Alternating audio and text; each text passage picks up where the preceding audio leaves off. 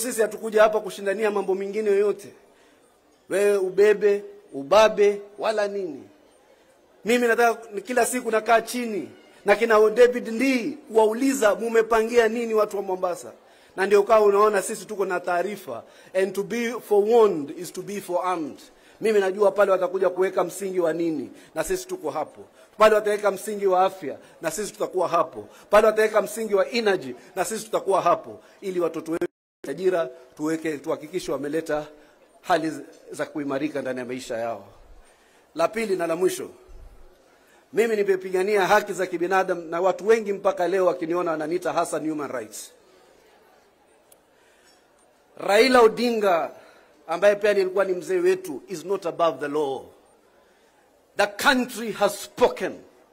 Nchi ikasema kwamba William Ruto ndio president wa taifa la Kenya in the most transparent, fair and accountable elections in Kenya. Mara ukazuka ukatuambia uko na whistleblower. Ndio mimi nikasema you can fool some people sometimes, but you can't fool all the people all the time. Vipi uje tu tuambie kuna whistleblower ambaye sisi tumwamini kuliko IBC, tumwamini kuliko koti, tumwamini kuliko every political institutions and public institution ndani ya Kenya. Alafu ukasema utaandamana ati kuchukua nafasi yako. Your right to protest does not extend to your right to topple a legitimately elected government. Huwezi ukaandamana kuondoa serikali ambayo imechaguliwa kisheria na kikatiba. You must act firmly and decisively. This cycle of Raila Odinga must be broken. Ame-institutionalize, amefanya sasa ni tabia, kila kukiwa na uchaguzi yeye ameibiwa. Ukiwacha hii endelee, vizazi vyake na chama chake kitakuja kukataa hata watoto wetu wadogo wakija kushinda elections. It is time to say enough is enough. Na nyinyi mnaogopa maandamano gani? Wanachoma tu mali ya watu. Nani ya Kisumu? In one statement, watu wote wakaja wakaleta activities zao ndani ya Mombasa. Leo mahoteli katika Kisumu yanakufa because of the political poverty of Raila Odinga. Ameweka poverty ya watu huko.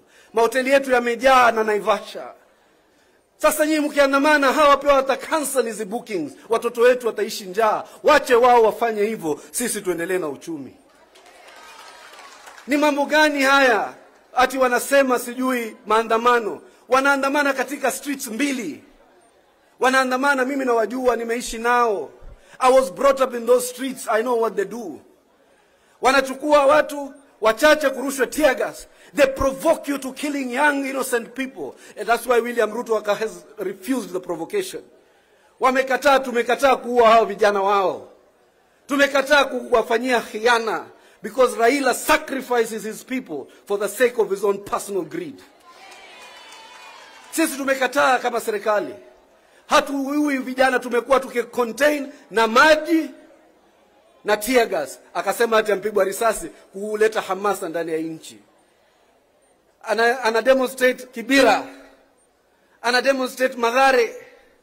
Alafu wanachukua hawa wanahabari who are not independent. They're trying to create as if a situation like Kenya is in a crisis. Kenya is not in a crisis. The Raila base is in a crisis and they need redemption. So tunawaambia vyombo vya habari, be patriotic because Ruto won this election. Tuacheni miaka yetu mitano and you will see change in this country. Because wewe Raila ulileta political change, sisi katika UDA na Kenya Kwanza na kina Mudavadi tutaleta economic revolution, kubadilisha hali za watu. Kwa hivyo mimi nawaambia kumalizia, please, we are tired. Mimi pia nilikuwa kwa hizo streets. Ni hayo sitarudi nyuma. Wapi?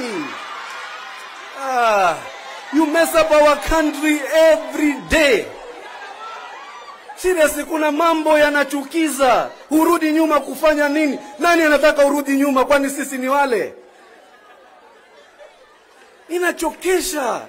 You ruin a country day in, day out because of your personal issues. Wallahi, you lost the elections.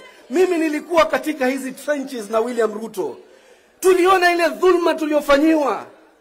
Niliona dhulma paka sometimes, I hope the president will forgive me. We used to see pain in his face. We used to tell him there is a God and the God is with us. Halafu leo nakuja baada ya mbeberu yote, mitotovu yote, mijizi yote, mishenzi yote, sijui deep state kushikana, raia wa Kenya wakawashinda, halafu unakuja kutuletea tena khiana. We must put this thing to a stop. We must bite the bullet. We must show the courage. Kwa hivyo kumalizia, why else do we need an election? Kila miaka mitano. Why else do we need an election? Kuandamana ni haki yake, but not to topple a government. Hakuna crisis in this country that validates a negotiation at yakina Kofi Annan type. The only crisis this country is how to retire you in a manner that is dignified so that Kenya's democracy and constitution can be respected.